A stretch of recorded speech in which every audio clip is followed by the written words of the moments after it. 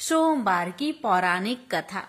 सोमवार की व्रत करने और कथा सुनने से भगवान शिव और माँ पार्वती की कृपा से भक्तों की हर मनोकामना पूर्ण हो जाती है। इसलिए कथा को बड़े ही श्रद्धा और प्रसन्नचित मन से पूरा अवश्य सुनेगा। भगवान आप सभी भक्तों की हर मनोकामना को पूर्ण करे। तो आइए भक्तों, अपने जीवन की मंगल कामना को करते हुए इस पावन कथा का रसपान करते हैं। जय भोलेनाथ। पौराणिक कथा के अनुसार विश्रवा मुनि का पुत्र रावण महान सूरवीर तथा विद्वान था। अपने पिता से उसने वेदों और शास्त्रों का अध्ययन किया हुआ था, किंतु उसमें अनेक दुर्गुण भी थे। वह बहुत अहंकारी था। कुबेर को पराजित करके उसने लंका का राज्य छीन लिया और त्रिलोक के विजय के लिए निकल पड़ा। कुछ ही समय में उसने देव, असुर, नाग, यक्ष, किन्नर, दानव एवं दैत्यों समेत अनेक जातियों को अपने बस में कर लिया। इस पर उसे बहुत अभिमान हो गया कि उस जैसा शक्तिशाली व्यक्ति दुनिया में दूसरा कोई और नहीं है। एक दिन रावण कुबेर से छीने हुए पुष्पक विमान पर बैठकर कैलाश पर्वत से जा रहा था कि अचानक उसका यान अपने आप नीचे उतरने लगा। यह देख रावण को आश्चर्य हुआ। उसने सोचा अवश्य ही पुष्पक विमान में कोई खराबी आ गई है। उसने विमान को इधर उधर से देखा, किंतु विमान नीचे उतरता ही गया और एक पहाड़ पर खड़ा हो गया। रावण विमान से उतरा ही था कि उसे एक विकट हुक्कार सुनाई पड़ी। उसने अचकचाकर ध्वनि की दिशा में देखा तो एक छोटे से पुरुष को, जिसका मुख बंदर जैसा था, अपनी ओर आते देखा। उस पुरुष के हाथ में त्रिशूल था। उसने उपेक्षा भरे भाव से रावण की ओर देखा। इस पर रावण चीर उठा। उसने पूछा, कौन हो तुम? क्या तुम्हें किसी ने शिष्टाचार नहीं सिखाया कि महाराजाओं से किस तरह व्यवहार किया जाता है? बानर मुख पुरुष अट्ठास लगाकर बोला, महाराज, और तुम? भला मैं भी तो सुनूं कि तुम कहाँ के महाराज हो। यह सुनकर रावण और भी ज्यादा क्रोधित होकर बोला, सुनो बानर, मैं लंका नरेश रावण हूँ और त्रिभुवन विजयी हूँ। मैंने सारे संसार को जीत लिया है। उफ, जीत लिया होगा, लेकिन यह कैलाश धाम है। यहाँ तुम्हारा किसी तरह का घमंड काम नहीं आएगा। यहाँ के अधिपति भगवान शिव है। बानर मुख पुरुष बोला। रावण ने हंसते हुए कहा, ओह, लगता है तुम्हारा शिव स्वयं को बहुत शक्तिशाली समझता है, तभी तो वह मुझे त्रिलोक के विजयी के आने पर भी निश्चिंत बैठा है। अब मैं इस स्थान को नष्ट भ्रष्ट किए बिना नहीं छोड़ूंगा, जिससे वह शिष्टाचार सीख सके। यह कहकर रावण ने गुस्से में भरकर कैलाश पर्वत को ही उखाड़ लिया। वह उसे अपने कंधों पर उठाकर फेंकने ही चाहता था कि पर्वत के हिलने से पार्वती चौंक कर शिव से लिपट कर बोली, स्वामी, ये क्या? आज कैलाश पर्वत डगमगा क्यों रहा है? शिव जी मुस्कुराते हुए बोले, लगता है कोई विवेकहीन व्यक्ति हमारी परीक्षा लेने पर तुला हुआ है।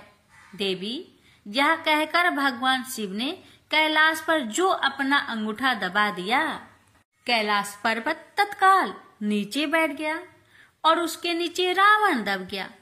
रावण को अब पश्चाताप होने लगा। उससे महान भूल हो गई थी। उसने नीचे दबे ही शिव का जाप करना आरंभ कर दिया। वर्षों तक कैलाश के नीचे दबा रावण शिव उपासना करता रहा। उसकी भक्ति देखकर पार्वती को उस पर दया आ गई। वही शिव से बोली, प्रभु, उसे क्षमा कर दीजिए। अब तो वह प्रायश्चित भी कर चुका है। वैसे भी वह एक ब्राह्मण पुत्र है। वह मार्ग से भटक गया था। उसने आपकी परीक्षा लेनी चाहिए थी। पार्वती की बात सुनकर शिव ने कैलाश पर्वत से अपने अंगूठे का भार हटा लिया। रावण मुक्त होकर पर्वत के नीचे से निकला और पर्वत को यथास्थान पर टिका दिया। उसके बाद रावण ने शिव की कठिन तपस्या करनी आरंभ कर दी। उसने हवन कुंड तैयार किया और अपनी अंग काट काट कर हवन कुंड की अग्नि में डालने लगा। अंत में उसने जैसे ही अपने शीश को काटने के लिए तलवार उठाई, उसी समय वहां शिवजी पार्वती सहित प्रकट हो गए। शिव ने रावण को हाथ पकड़कर कहा, पुत्र, मैं तुम्हारी तपस्या से प्रसन्न हूँ, वरदान मांगो। रावण ने हाथ जोड़कर कहा, प्रभु, यदि आप मेरी तपस्या से प्रसन्न हैं, तो मुझे ऐसा वर दीजिए कि मैं वैदिक, भौतिक और विज्ञान शास्त्र का ज्ञाता बनूं। संसार में मेरी प्रसिद्धि हो, मैं भगवान विष्णु के अलावा किसी अन्य से न मारा जाऊं। सूर, असुर, दानव, दैत्य सब पर अजय रहूं। मेरे 10 शीश हो जाए। ऐसा ही होगा वत्स। यह वर देकर भगवान शिव अंतर्ध्यान हो गए। फिर रावण अपनी लंका में लौट गया और अंतिम समय तक भगवान शिव का परम भक्त बना रहा। इस तरह भगवान शिव की कृपा से रावण का अभिमान भंग हुआ। प्रेम से बोलिए हर हर महादेव, माता पार्वती की जय। माटी नाम का एक बड़ा शिव भक्त था। उसने संतान प्राप्ति के लिए 100 साल तक शिव जी का कठोर तप किया। शिव जी ने उसे संतान का वरदान दिया। समय आने पर उसकी पत्नी गर्भवती हुई।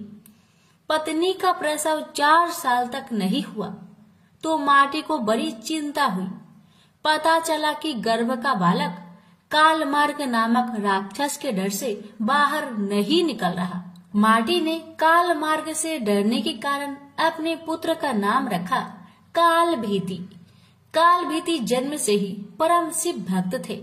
बड़ा होते ही कालभीति घोर तपस्या में लगे। बेल के पेड़ के नीचे पैर के अंगूठे पर खड़े हो वह 100 वर्षों तक एक बूंद भी पानी पिए बिना मंत्रों का जाप करते रहे। 100 वर्ष पूरे होने पर एक दिन एक आदमी जल से भरा हुआ घड़ा लेकर आया। कालभीति को नमस्कार कर उसने कहा कि जल ग्रहण कीजिए। कालभीति बोले, आप किस वर्ण के हैं? आपका आचार व्यवहार कैसा है? यह सब जाने बिना मैं जल नहीं पी सकता। पानी लाने वाला अंगतुक बोला, मैं जब अपने माता पिता को ही नहीं जानता तो अपने वर्ण का क्या कहूँ? आचार विचार और धर्मों से मेरा कोई वास्ता ही नहीं रहा है। कालभीति ने कहा, मेरे गुरु के अनुसार जिसके कुल का ज्ञान ना हो उसका अन्न जल ग्रहण करने वाला तत्काल कष्ट में पड़ता है। मैं पानी नहीं पीऊंगा श्रीमन। अंगतुक बोला, तुम्हारी बात पर हंसी आती है। जब सब में भगवान शंकर ही निवास करते हैं तो किसी को बुरा नहीं कहना चाहिए, क्योंकि इसमें भगवान शंकर की ही निंदा होती है। यह जल अपवित्र कैसे हुआ? घड़ा मिट्टी का बना है और आग में पका है, फिर जल से भर दिया गया है। मेरे छूने से अशुद्धि आ गई है, तो अगर मैं अशुद्ध होकर इस धरती पर हूँ तो आप यहाँ क्यों रहते हैं? आकाश में क्यों नहीं रहते? कालभीति ने कहा, सभी में शिव ही है। सबको शिव मानने वाले नास्तिक लोग खाना छोड़कर मिट्टी क्यों नहीं खाते? आँख और धूल क्यों नहीं फाँकते?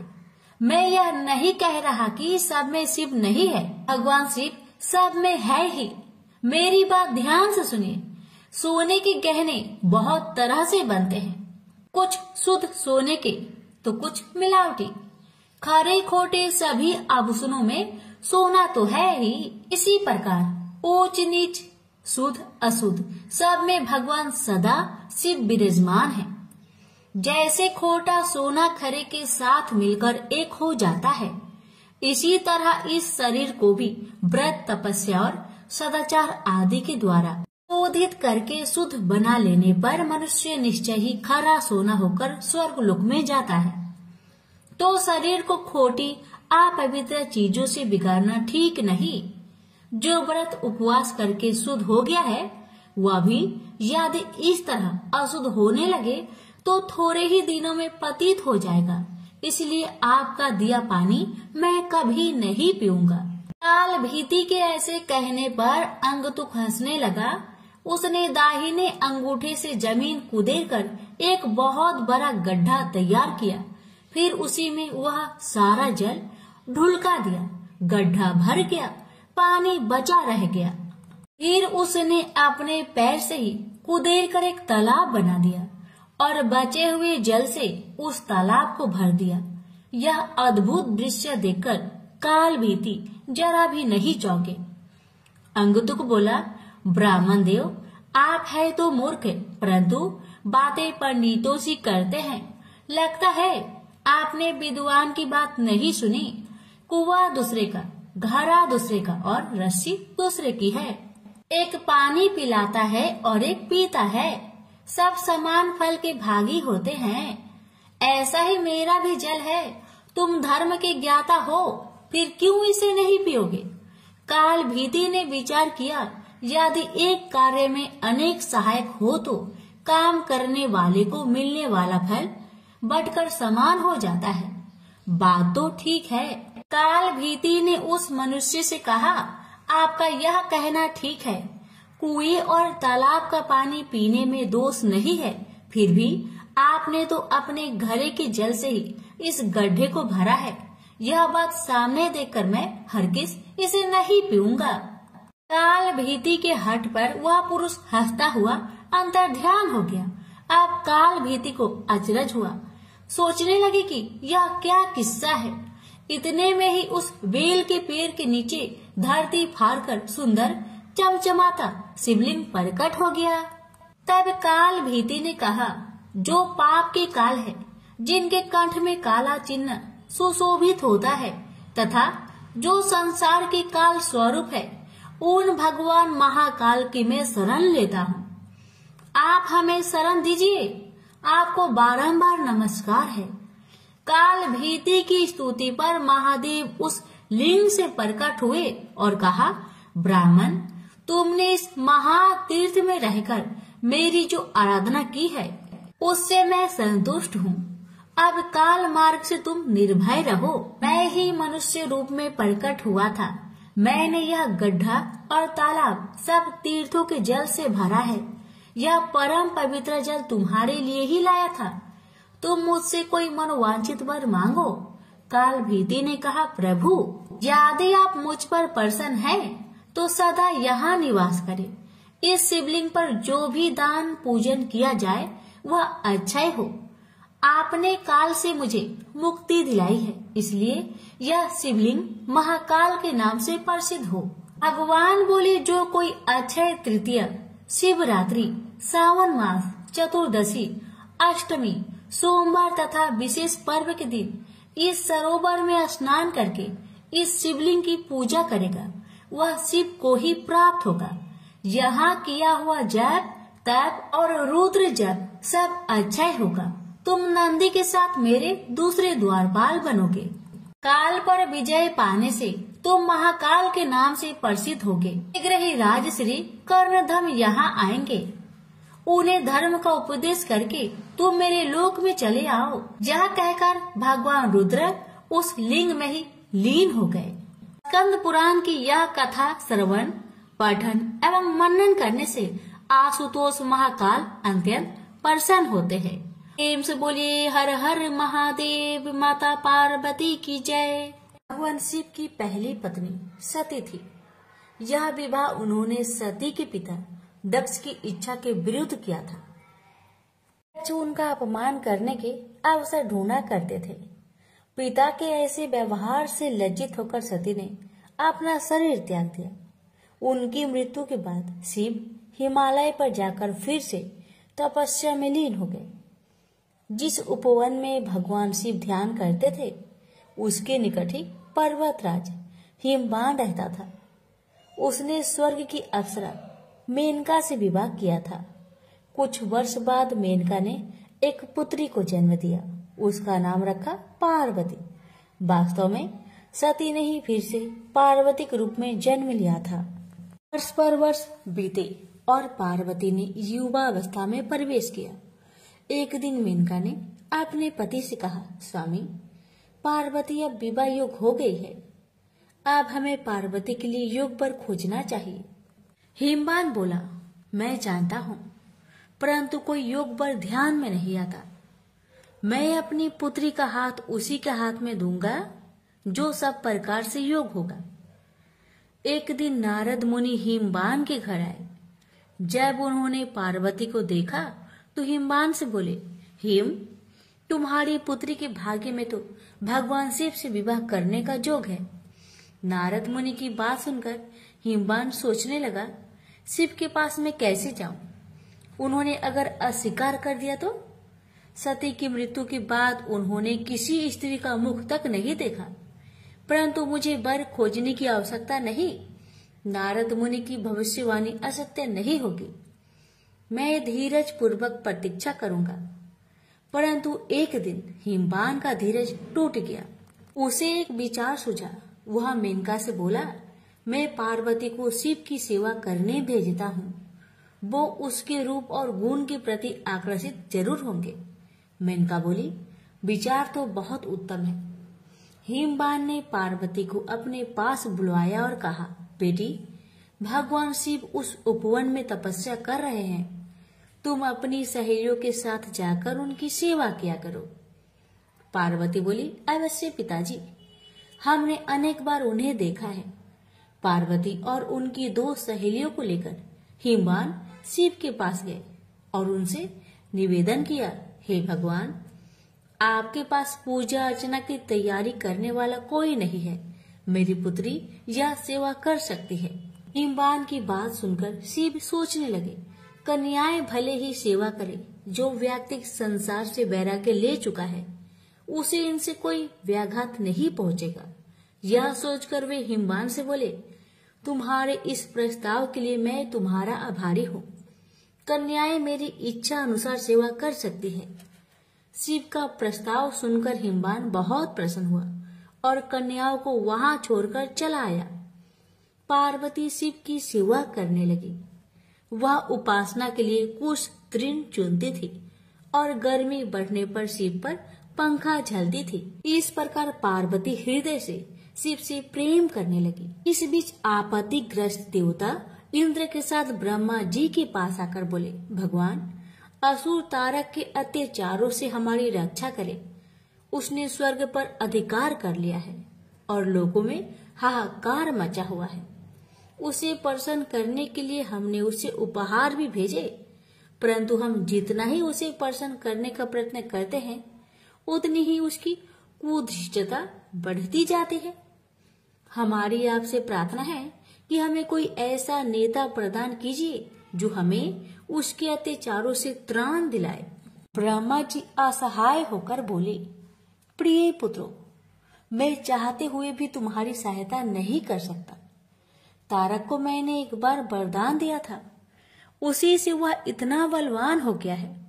मैं भी उसका नाश नहीं कर सकता, परंतु एक उपाय है। शिव का पार्वती से विवाह विधि का विधान है। तुम जाओ और शिव पार्वती की सुंदरता का भान कराओ। शिव और पार्वती का जो पुत्र होगा वही तुम्हारा नेता बनकर तारक का वध करेगा। ब्रह्मा जी की बात सुनकर देवराज इंद्र सीधे प्रेम के देवता काम के पास पहुंचे और बोले, कामदेव, मैं तुम्हारे पास एक आवश्यक काम से आया हूँ। तुम शिव पर अपना जादू चलाओ ताकि वे पार्वती से विवाह कर ले। इंद्र की आज्ञा पाकर कामदेव अपनी पत्नी रति के साथ शिव के कुंज में पहुंचे। वहां शिव को देखा तो उनका साहस छूट गया। उसी समय पार्वती वहां से निकली तो कामदेव का फिर से साहस बंधा। पार्वती ने नतमस्तक होकर कुछ पुष्प शिव के सम्मुख रखे। जहाँ देख शिव बोले, तुम्हें ऐसा पति मिले जो बस केवल तुमसे ही प्रेम करने वाला हो। शिव की बात सुनकर पार्वती सोचने लगी, शिव का वचन कभी मिथ्या नहीं होगा। मैं कितनी भाग्यशाली हूँ। यह सोचकर पार्वती शिव के गले में माला पहनाने ही वाली थी, तभी कामदेव का बाण निशाने पर लगा। शिव ने पूरी शक्ति से अपनी भावनाओं को बस में किया और इधर उधर देखने लगे। उन्होंने कहा, मेरे मन की शांति भंग करने का साहस किसने किया? तभी उनकी दृष्टि कामदेव पर पड़ी। उस दृष्टि मात्र से कामदेव जलकर राख हो गए। यह देख रति मूर्छित हो गई। शिव पार्वती की ओर आंख उठाए बिना ही कुंज में चले गए। यह देख पार्वती शोक और लज्जा से बेहाल हो उठी और उदास मन से अपने घर लौट गई। उधर जब रति की मूर्छा टूटी तो उसने सोचा, जब मेरे पति ही नहीं रहे तो मैं जीकर क्या करूंगी? अच्छा यही है कि मैं भी मरकर उनके पास पहुंचूं। वह यह सोच ही रही थी कि तभी आकाशवाणी हुई, जीवन मत त्याग। पार्वती तपस्या करके शिव को वर के रूप में पाएगी और उनके विवाह के दिन तेरा पति पूर्ण जीवित होकर फिर से तुझे मिलेगा। आकाशवाणी सुनकर रति को ढढस बंधा और वह उस दिन की प्रतीक्षा करने लगी। उधर शिव के व्यवहार से पार्वती को बहुत दुख हुआ, परंतु उसके प्रेम में कमी नहीं आई। वह सोचने लगी, मेरा सौंदर्य उन्हें आकर्षित नहीं कर सका, परंतु मैं हार नहीं मानूंगी। सौंदर्य से नहीं तो मैं अपनी तपस्या और भक्ति से उन्हें प्राप्त करूंगी। यह सोचकर उसने अपना निर्णय अपने माता पिता को बताया। पार्वती के निर्णय के आगे माता पिता को झुकना पड़ा और उसे आशीर्वाद देकर विदा किया। सुंदर वस्त्रों तथा आभूषणों का त्याग करके पार्वती कुंज में तपस्या करने बैठ गई। कई वर्ष बीत गए, परंतु पार्वती ने आशा नहीं छोड़ी। एक दिन वह जल कुंड में प्रवेश करने से पहले पूजा अर्चना की तैयारी कर रही थी कि एक युवक ऋषि उनसे मिलने आया। उसने पार्वती से कहा, तुम्हारा यह सुकुमार शरीर कैसे ये कठिन कर्म करता है जो तुम्हारी आत्मा उसे करवा रही है? तुमने संसार को दिखा दिया है कि सुंदरता और पवित्रता एक दूसरे को नष्ट करने के लिए नहीं है। तुम्हारे आचरण ने तुम्हारे पिता के गौरव को और बढ़ाया है। सुकुमारी, तुमने यह कठिन तपस्या का व्रत क्यों लिया है? घर लौट जाओ। सुकुमारी, तुम तपस्या त्याग दो। जो सिद्धियां मैंने प्राप्त की है उनमें से आधी मैं तुम्हें दूंगा, लेकिन कृपया तपस्या का कारण बता दो।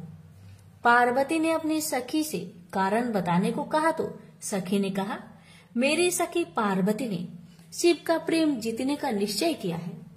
अपने सौंदर्य से तो यह उन्हें नहीं रिझा सके, अतः तपस्या और त्याग का सहारा लिया है। सखी की बात सुनकर ऋषि ने पार्वती से कहा, क्या यह सत्य है या तुम्हारी सखी हंसी कर रही है? पार्वती बोली, यह सत्य है ऋषिवर। मैं शिव की पूजा करती हूँ। मुझे विश्वास है तपस्या और भक्ति से एक दिन में उनका प्रेम प्राप्त करने में सफल हो जाऊंगी। ऋषि ने कहा, ओह, तो ये बात है। मैं शिव को जानता हूँ। वह तो अपने सारे शरीर पर भस्म रमाए रहता है, आग उससे लिपटे रहते हैं, चर्म धारण करता है। तुम्हारी जैसी सुंदर युवती कैसे उसकी पत्नी हो सकती है? वह निर्धन है, अघोर है, यह सारा संसार जानता है। वह तुम्हारे योग्य नहीं है। उसका विचार त्याग दो और कोई दूसरा व्यक्ति चुन लो। ऋषि की बातें सुनकर पार्वती क्रोधित होकर बोली, चुप रहो।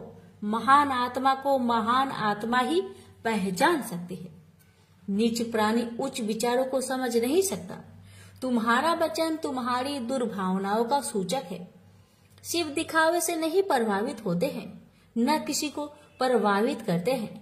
वे अघोर है, निर्धन है, चर्म धारण करते हैं, उनके शरीर से सर्प लिपटे रहते हैं। तो क्या हुआ? वो मेरे मनोनीत देवता है। उनमें चाहे दुर्बलताएं अधिक हो और गुण कम, फिर भी मैं उन्हें चाहती हूँ। पार्वती की सहेलियां यह सुनकर चकित रह गई।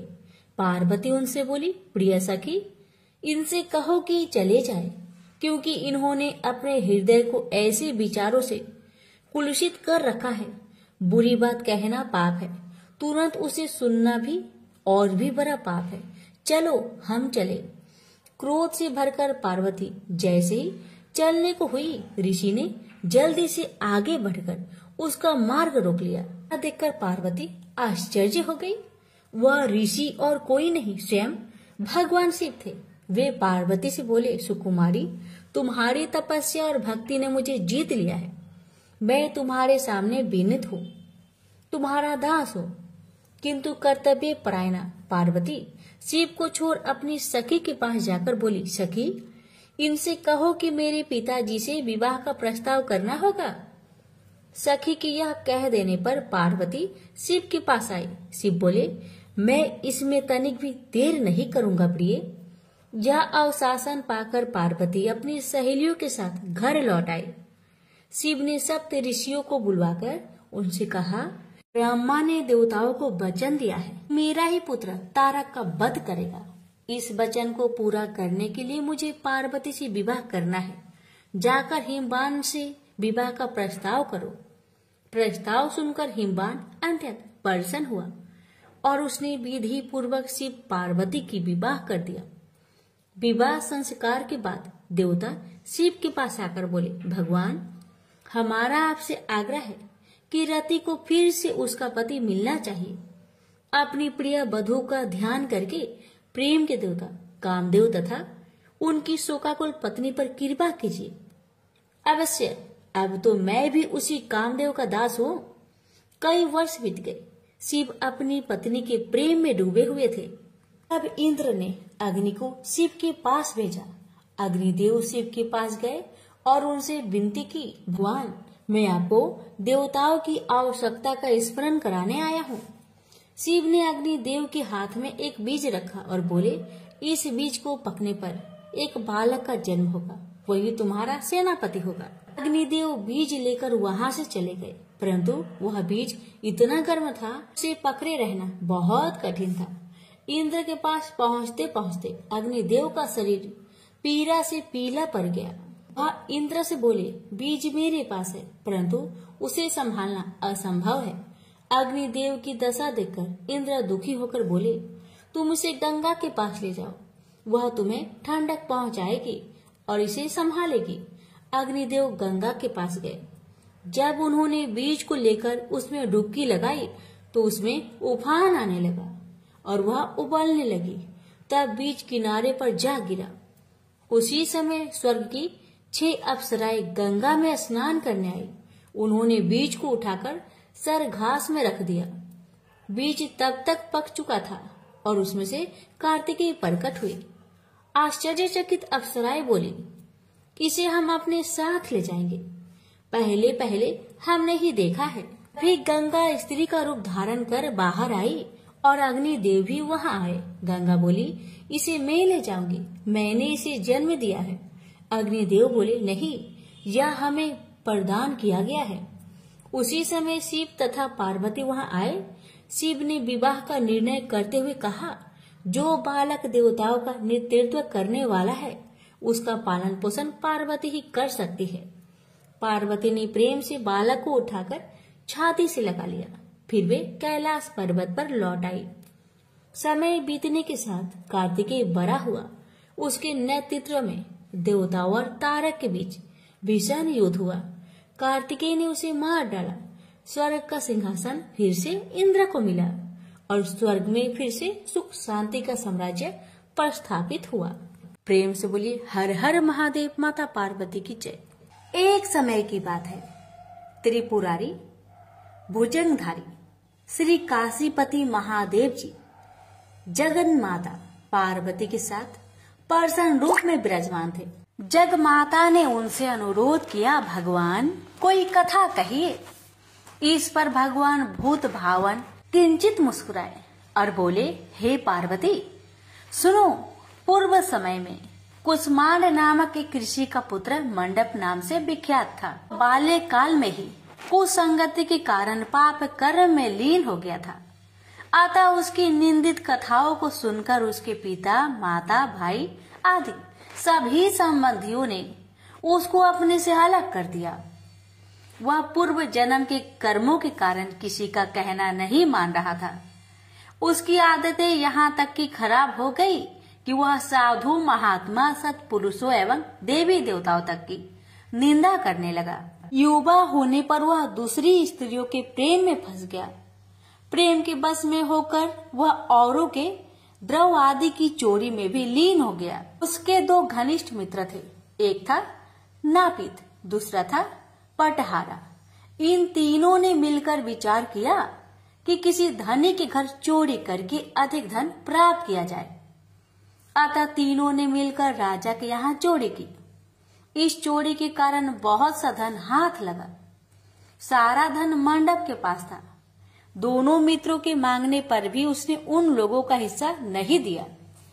इस धन को वह एक वेश्या के यहाँ ले गया। वेश्या के यहाँ वह प्रेम लीला करने लगा। इस बीच उसको प्यास लगी। पलंग के नीचे रखी गिलास उसने खाली कर दी। स्वाद कुछ दूसरा था। इसमें क्या था? उसने वेश्या से पूछा। इसमें मदिरा थी। मंडप को इससे बड़ा दुख हुआ। मदिरा पान करके उसने महापाप किया है, यह सोचकर वह बड़ा दुख करने लगा। पर वेश्या बराबर मदिरा का गुणगान करती गई। उसने मंडप को फुसलाकर और मदिरा पिला दी तथा उसका सारा धन लेकर उसको बाहर निकाल दिया। होश में आने पर मंडप बड़ा विलाप करने लगा। पश्चाताप करता हुआ वह अपने मित्र के पास आया। सारी आप बीती सुना दी। उन मित्रों ने कहा, हे मित्र, तुमने मदिरा पान करके बड़ा पाप किया है। अब तुम इसका प्रायश्चित करो। मुझे प्रायश्चित का उपाय कहो। बिना प्रायश्चित के सुरापान का दोष नहीं मिटेगा। अतः उस वेश्या से स्वर्ण प्राप्त कर दान करो। यदि तुम ऐसा नहीं करोगे तो हम लोग तुम्हारी बड़ी निंदा करेंगे। यह सुनकर मंडप बड़ा दुखी हुआ। वह वेश्या के पास आया और वेश्या से अपना सारा दुखड़ा सुनाया। उसने वेश्या से स्वर्ण की मांग की। इस पर वेश्या बड़ी बिगड़ी और बोली, तुमने जो धन दिया है अब उसकी मांग मत करो। वेश्याएं कभी मिला हुआ धन वापस नहीं करती। क्या तुमको इस साधारण नियम का ज्ञान नहीं है? इस पर मंडप गिड़गिड़ाने लगा, पर वेश्या का हृदय पर इसका जरा भी असर न हुआ। उसने अन्य वेश्याओं को बुला लिया। सब मिलकर उसकी भर्त्सना करने लगी। कई ने तो उसको धमकी भी दे दी। हे पार्वती! इस प्रकार मंडप बहुत अपमानित होकर वहां से निकाल दिया गया। मंडप विलाप करता हुआ अपने पिता के घर की ओर चला। उसके दोनों मित्र पीछे लग गए। जब मंडप पिता के सामने आया तो दोनों मित्रों ने उसका हाथ पकड़ लिया। बोले, मंडप, हम लोगों ने मिलकर राजा के यहाँ चोरी की है, पर तुमने हम लोगों का अंश नहीं दिया है। तुम हम लोगों का अंश दो। यह बात सुनकर कुष्मांड मुनि बहुत दुखी हुए और बोले, इस अधम से तुम लोगों की मैत्री कैसे हो गई? मंडप के मित्रों ने कहा, हे मुने, इसे भाभी ही समझिए। पर न्याय की बात तो यह है कि आपका पुत्र हमारा अंश नहीं दे रहा है। यह सारा धन लेकर एक वेश्या के यहाँ चला गया। उसने सारा धन ले लिया। वह वेश्या वाद विवाद में बड़ी चतुर है। वह धन वापस नहीं करेगी। अतः आप हमारा धन दिलवाइए, अन्यथा हम राज दरबार में गुहार करेंगे। इस पर कुष्मांड मुनि ने अपने पुत्र का हाथ पकड़ लिया। मुनि ने कहा, चलो मैं स्वयं राजा के पास चलता हूँ। न्याय प्रिय और धर्मात्मा राजा के दंड से पाप का नाश हो जाता है। पाप का प्रायश्चित न करने पर नरक यातना भोगनी पड़ती है। इस पर मंडप के मित्रों ने कहा, हे मुने, आप अपने पुत्र को हमारे हवाले कर दे। राज दरबार में आपका जाना ठीक नहीं है। हम लोग इससे निपट लेंगे। इस पर मुनि श्रेष्ठ ने कहा, हे अधम पुत्र, तुम इन लोगों के साथ जाकर राजदंड भोगकर प्रायश्चित करो। तुमने जो किया है बहुत बुरा किया है। आज से तुम मेरे पुत्र नहीं हो और मैं भी तुम्हारा कोई नहीं। जब तक तुम प्रायश्चित करके नहीं आओगे मैं तुम्हारा मुख नहीं देख सकता। मंडप के मित्र मंडप को अपने साथ ले गए। दूर एक घने जंगल में ले जाकर पहले तो उसकी खूब भर्त्सना की, फिर बाद में उसको पीटना शुरू किया। बेहद पीटने के कारण मंडप बेहोश होकर गिर पड़ा। उसके मित्रों ने समझा कि वह मर गया, अतः उसको मरा हुआ जानकर उसके मित्रगण उसे वहीं छोड़कर चले गए। कुछ देर बाद मंडप को चेत आया तो वह विलाप करता हुआ एक और को चल पड़ा। उसके दोनों मित्र एक मंदिर में रात भर भूखे प्यासे टिके रहे और प्रायश्चित करते रहे। प्रातः वे दोनों उसे देखने के लिए गए कि उसके शरीर की अब क्या गति है। वहां मंडप को न पा उन दोनों को बड़ा आश्चर्य हुआ। फिर तो वे समझ गए कि मंडप मरा नहीं है, वह जीवित है और कहीं चला गया है। उस दिन शिव महात्म्य को जानने वाले लोग पंचकोशात्मक लिंग की प्रदक्षिणा कर रहे थे। मंडप भी उन लोगों के साथ हो गया। यात्रीगण कद्रमेश्वर के समीप रहे। मंडप ने भी वहां रहकर सारी रात जागरण किया। सब यात्रियों ने उसको साधु मान लिया और वह इस बात को भी मान गए कि वह परम शिव कुष्मांड का पुत्र मंडप है। मंडप शिव व्रतधारी परम शिव साधु के रूप में मान लिया गया। मंडप ने शंकर प्रतिमा के समक्ष नृत्य और भजन प्रारंभ कर दिया। सज्जनों ने उसकी भक्ति देखकर उसका बड़ा आदर किया। मंडप भी सत्संग से परम भक्ति भाव वाला हो गया। अब उसको ज्ञान हो गया कि शिव भक्ति के प्रताप से ही उसका इतना आदर हो रहा है। वह सबका प्रिय हो गया। साथ ही भोजन धन्य धान्य श्रद्धा भी मिल रही है। मंडप चंडिका देवी के मंदिर में आया। वहां काशी के धार्मिक सज्जनों द्वारा भीम चंडी की पूजा हो रही थी। मंडप का वहां बड़ा आदर किया गया। रात्रि में मंडप ने क्षेत्र महात्म्य कहा और सुना। इसके बाद शिव भक्तों और विष्णु भक्तों ने मिलकर कीर्तन किया। मंडप ने इस नित्य कीर्तन में प्रमुख भाग लिया। इससे प्रसन्न हो सबने मंडप की भूरी भूरी प्रशंसा की। इस प्रकार मंडप का मन शिव में लग गया। हे पार्वती, इस प्रकार मंडप मेरे क्षेत्र की प्रदक्षिणा करने लगा। ब्रह्म हत्या, सुरापान और चौड़े कर्म आदि पापों से छुटकारा पाने के लिए मेरी स्तुति करने लगा। इस प्रकार की आराधना से वह सारे पापों से मुक्त हो गया। देहली विनायक में आकर मंडप जीवा की लोलुपता से मुक्त होकर केवल शिव शिव का उच्चारण करने लगा। उसकी साधना और भक्ति भाव को देखकर सर्वत्र उसका बड़ा आदर और मान सम्मान होने लगा। हे पार्वती, मंडप ने अन्न जल सब त्याग दिया और बार बार बिलाप कर कहने लगा कि ब्राह्मण शरीरधारी होकर भी मैंने स्वर्ण की चोरी की, साध्वी माता को ठगा, वेश्यागमन, सूरापान किया, ब्राह्मण शब्द का हनन किया। पश्चाताप से मंडप विहल हो गया। हे देवी, मंडप के मन में यह विचार आया कि मेरे क्षेत्र की प्रदक्षिणा करने से वह सारे पापों से मुक्त हो जाएगा। अतः वह काशी काशी शिव शंकर शिव शिव की रट लगाकर अपने पापों का प्रायश्चित करता हुआ मेरे क्षेत्र की परिक्रमा करने लगा। रामेश्वर लिंग में आकर उसने स्नान पूजन किया, सोमनाथ का पूजन किया, सीता और लक्ष्मण के साथ श्री राम जी का पूजन किया। पूजन और भक्ति भाव देखकर सर्वत्र उसकी प्रशंसा हुई। मंडप ने अन्न जल त्याग दिया था। तदनंतर वृषभ ध्वज में आकर स्नान देव पूजन किया। प्रातः काल वरुणा संगम में स्नान किया। मुझे पूछता हुआ वह मेरे मंदिर आया।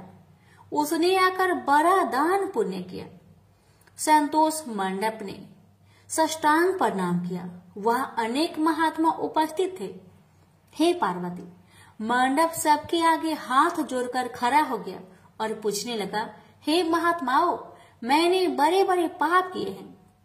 आप लोग कृपया यह बतलाइए कि इन पापों से मेरा छुटकारा किस प्रकार होगा। सभी महात्माओं ने कहा, हे मंडप, तुम शिव शक्ति केशव के भक्त हो गए हो। पंचक्रोशात्मक लिंग प्रदक्षिणा से और शिव कीर्तन से तुम्हारे सारे पाप नष्ट हो गए हैं। इस प्रकार सुन मंडप ने कहा, हे सदस्य गणों, पिताजी ने तो मुझको घर से निकाल दिया है। अब मैं अपने घर कैसे जाऊं और हे मुनि श्रेष्ठों, पिता को कैसे अपना मुख दिखलाऊं। इस पर सबने कहा, अब तुम्हारे सारे पापों का प्रायश्चित हो गया है, तुम सहर्ष घर जा सकते हो। हे पार्वती, इस प्रकार मंडप अपने पिता के घर के सामने आया और शिव शिव शंभो शंभो महादेव महादेव का उच्चारण करने लगा। स्वर सुनकर कुष्मांड मुनि ने अपनी पत्नी से कहा, हे प्रिय, देखो तो कौन द्वार पर शिव का उच्चारण करता हुआ हमें परम सुख दे रहा है। शिव नाम की अमृत वर्षा कौन कर रहा है। मुनि पत्नी ने द्वार पर अपने पुत्र को देखा। हे पुत्र, तुम्हारा आना कैसे हुआ। मंडप ने कहा, हे माता, आपको और पिताजी को महात्मागण बुला रहे हैं। यह सुनकर मंडप की माता अपने पति के पास आई और उनसे सारा वृत्तांत कहा। हे पूज्यवर, आपका पुत्र शिव का नाम रट्टा हुआ द्वार पर उपस्थित है। उसका कहना है कि प्रायश्चित करके वह पवित्र हो गया है। सदस्यगण आपको बुला रहे हैं, वे प्रायश्चित का प्रमाण देंगे। कुष्मांड मुनि दरवाजे पर आए। उन्होंने रुद्राक्षधारी शिव भक्त मंडप को देखा। तुम क्यों आए हो। थोड़े से प्रायश्चित से बड़े पाप का नाश नहीं होता है। मंडप ने कहा, हे पिताजी, इसमें कोई संदेह नहीं है कि मैंने बड़े पाप किए हैं। इतना होने पर भी महात्मागण आपको बुला रहे हैं। मुनि अपनी पत्नी के साथ महात्माओं के पास आए। महात्माओं ने एक स्वर से कहा, हे मुनिवर, आपका पुत्र समस्त पापों से मुक्त हो गया है।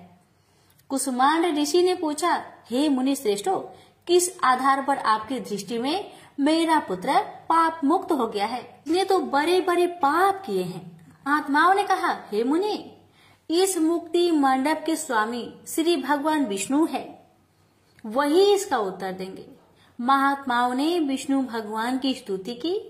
इस पर आकाशवाणी हुई, हे स्तुति करने वाले महात्माओं, यह महापापी मंडप जो कुष्मांड मुनि का पुत्र है, अब अपने पापों से मुक्त हो शुद्ध हो गया है। यह साधु संतों के साथ शिव शंकर के क्षेत्र की परिक्रमा कर चुका है। अब कुष्मांड मुनि इसे ग्रहण कर सकते हैं। इस प्रकार हे पार्वती, मंडप को कुष्मांड मुनि आदर पूर्वक अपने घर ले गए। इस कथा को सुनकर माता पार्वती परम प्रसन्न हुई। बोली, प्रभु, आपने यह महत्वपूर्ण कथा कही, इससे कलयुग में प्राणियों का बड़ा भला होगा। कृपा कर इस पर कुछ और प्रकाश डाले। इस पर शिवजी बोले, हे पार्वती, अब तुम भैरव जी की कथा सुनो। इस पर भैरव जी प्रकट हुए और बोले, त्रेता युग में समदर्शी सांडल्य नाम का एक ब्राह्मण था। वह महापंडित था।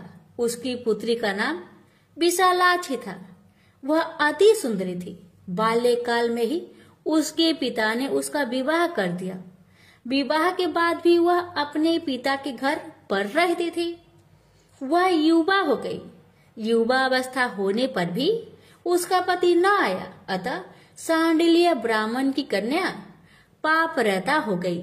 इस कन्या ने काशी में बड़े पाप किए। सुंदरी होने के कारण दूर दूर के युवक उसके पास आने लगे। एक समय की बात है, बड़े बड़े पापों को नष्ट करने वाली पंचक्रोशी यात्रा के मार्गियों एक कर वह विचारने लगी कि इस लोगों को पाप रट किया जाए। उस रात यात्रीगण दुर्गा कुंड पर रुके थे। विशालाक्षी धन के लोभ से वहां गई। वहां भजन कीर्तन कर स्वयं रचाया। यात्री उसका भक्ति भाव देखकर प्रसन्न हुए और उसे वैष्णवी समझ बड़ा दान पुण्य किए। इस लोभ के कारण वैश्या विशालाक्षी यात्रियों के साथ हो गई। कर्म मेदेश्वर, दहलीज, रामेश्वर में उसने निवास किया और वरुणा संगम में स्नान किया। यात्रियों द्वारा उसने काशी महात्म्य की कथा भी श्रवण की। इस सत्संग समागम से विशालाक्षी की आंखें खुल गई। उसने अपने पर बड़ा पश्चाताप किया। यात्रियों का सारा धन उसने लौटा दिया और पाप से अलग होने का निर्णय कर लिया। उसने महात्माओं से पूछा, हे देवताओं, मैं बड़ी पापिनी हूँ, कृपया मेरी मुक्ति का उपाय कहिए। इस पर महात्माओं ने कहा, देवी, तुम धन्य हो, तुमको पापों से भय नहीं करना चाहिए। तुमने काशी क्षेत्र की प्रदक्षिणा की है। अब तुम हमारे साथ प्रदक्षिणा जारी रखो। विशालाक्षी ने उपयुक्त वचनों पर विश्वास किया। वह महात्माओं के साथ हो गई। 5वें दिन सभी यात्री वृषभ खंड में रहे। वह भी उन्हीं के साथ रहे। सभी ने वरुणा संगम में स्नान किया और आदि केशव का पूजन किया। विशालाक्षी मुक्ति मंडप में आई। उसने बड़े भक्ति भाव से शिव शंकर की पूजा की। इस प्रकार विशालाक्षी सभी पापों से मुक्त हो गई। उसके पिता सांडल्य ने बड़े आदर के साथ उसे अपने घर में स्थान दिया। वह इस प्रकार पवित्र हो गई। भैरव जी बोले, हे पार्वती, यह काशी क्षेत्र का महात्म्य है। इसे पढ़ने, सुनने, सुनाने से सबका कल्याण होता है। प्रेम से बोलिए हर हर महादेव। माता पार्वती की जय। भैरवनाथ की जय। किसी नगर में एक धनी व्यापारी रहता था। दूर दूर तक उसका व्यापार फैला हुआ था। नगर के सभी लोग उस व्यापारी का सम्मान करते थे। इतना सब कुछ संपन्न होने के बाद भी वह व्यापारी बहुत दुखी था, क्योंकि उसका कोई पुत्र नहीं था, जिस कारण अपने मृत्यु के पश्चात व्यापार के उत्तराधिकारी की चिंता उसे हमेशा सताती रहती थी। पुत्र प्राप्ति की इच्छा से व्यापारी प्रत्येक सोमवार भगवान शिव का व्रत पूजा किया करता था और शाम के समय शिव मंदिर में जाकर शिव जी के सामने घी का दीपक जलाया करता था। उसकी भक्ति देखकर माँ पार्वती प्रसन्न हो गई और भगवान शिव से उस व्यापारी की मनोकामना पूर्ण करने का निवेदन किया। भगवान शिव बोले, इस संसार में सबको उसके कर्म के अनुसार फल की प्राप्ति होती है। जो प्राणी जैसा कर्म करते हैं उन्हें वैसा ही फल प्राप्त होता है। शिव जी द्वारा समझाने के बावजूद माँ पार्वती नहीं मानी और उस व्यापारी की मनोकामना पूर्ति हेतु वे शिव जी से बार बार अनुरोध करती रही। अंततः माता के आग्रह को देखकर भगवान भोलेनाथ को उस व्यापारी को पुत्र प्राप्ति का वरदान देना पड़ा। वरदान देने के पश्चात भोलेनाथ माँ पार्वती से बोले, आपके आग्रह पर मैंने पुत्र प्राप्ति का वरदान तो दे दिया, परंतु इसका यह पुत्र 16 वर्ष से अधिक समय तक जीवित नहीं रहेगा। उसी रात भगवान शिव उस व्यापारी के स्वप्न में आए और उसे पुत्र प्राप्ति का वरदान दिया और उसके पुत्र की 16 वर्ष तक जीवित रहने की भी बात बताई। भगवान के वरदान से व्यापारी को खुशी तो हुई, लेकिन पुत्र की अल्पायु की चिंता ने उस खुशी को नष्ट कर दिया। व्यापारी पहले की तरह सोमवार के दिन भगवान शिव का विधिवत व्रत करता रहा। कुछ महीनों के बाद उसके घर एक अति सुंदर बालक ने जन्म लिया और घर में खुशियां ही खुशियां भर गई। बहुत धूमधाम से पुत्र जन्म का समारोह मनाया गया, परंतु व्यापारी को पुत्र जन्म की अधिक खुशी नहीं हुई, क्योंकि उसे पुत्र की अल्प आयु के रहस्य का पता था। जब पुत्र 12 वर्ष का हुआ तो व्यापारी ने उसे उसके मामा के साथ पढ़ने के लिए बनारसी भेज दिया। लड़का अपने मामा के साथ शिक्षा प्राप्त हेतु चल दिया। रास्ते में जहाँ भी मामा भांजे विश्राम हेतु रुकते, वहीं यज्ञ करते और ब्राह्मणों को भोजन कराते। लंबी यात्रा के बाद मामा भांजे एक नगर में पहुँचे। उस दिन नगर के राजा की कन्या का विवाह था, जिस कारण पूरे नगर को सजाया गया था। निश्चित समय पर बारात आ गई, लेकिन वर का पिता अपने बेटे के एक आंख से काने होने के कारण बहुत चिंतित था। उसे भय था कि इस बात का पता चलने पर कहीं राजा विवाह से इनकार न कर दे, इससे उसकी बदनामी भी होगी। जब वर के पिता ने व्यापारी के पुत्र को देखा तो उसके मस्तिष्क में एक विचार आया। उसने सोचा, क्यों ना इस लड़के को दुल्हा बनाकर राजकुमारी से विवाह करा दूं। विवाह के बाद इसको धन देकर विदा कर दूंगा और राजकुमारी को अपने नगर ले जाऊंगा। वर के पिता ने लड़के के मामा से इस संबंध में बात की। मामा ने धन मिलने की लालच में वर के पिता की बात को स्वीकार कर ली। लड़के को दूल्हे का वस्त्र पहनाकर राजकुमारी से विवाह कर दिया गया। राजा ने बहुत सारा धन देकर राजकुमारी को विदा किया। शादी के बाद लड़का जब राजकुमारी के साथ लौट रहा था तो वह सच नहीं छिपा सका और उसने राजकुमारी के ओढ़ने पर लिख दिया, राजकुमारी, तुम्हारा विवाह मेरे साथ हुआ था। मैं तो बनारसी पढ़ने के लिए जा रहा हूँ और अब तुम्हें जिस नवयुवक की पत्नी बनना पड़ेगा वह कान्हा है। जब राजकुमारी ने अपनी ओढ़नी पर लिखा हुआ पढ़ा तो उसने कान्हे लड़के के साथ जाने से इनकार कर दिया। राजा को जब ये सब बातें पता लगी तो उसने राजकुमारी को महल में ही रख लिया। उधर लड़का अपने मामा के साथ बनारसी पहुंच गया और गुरुकुल में पढ़ना शुरू कर दिया। जब उसकी आयु 16 वर्ष की हुई तो उसने यज्ञ किया। यज्ञ की समाप्ति पर ब्राह्मणों को भोजन करवाया और खूब अन्य वस्त्र दान किए। रात को वह अपने शयन कक्ष में सो गया। शिव के वरदान के अनुसार शयन अवस्था में ही उसके प्राण पेखरू उड़ गए। सूर्योदय पर मामा मृत भांजे को देखकर रोने पिटने लगा। आसपास के लोग भी एकत्र होकर दुख प्रकट करने लगे।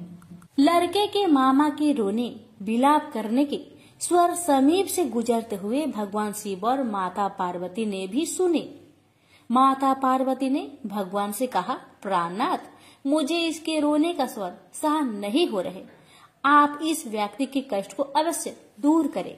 भगवान शिव ने माता पार्वती के साथ अदृश्य रूप में समीप जाकर देखा तो भोलेनाथ माता पार्वती से बोले, यह तो उसी व्यापारी का पुत्र है जिसे मैंने 16 वर्ष की आयु का वरदान दिया था।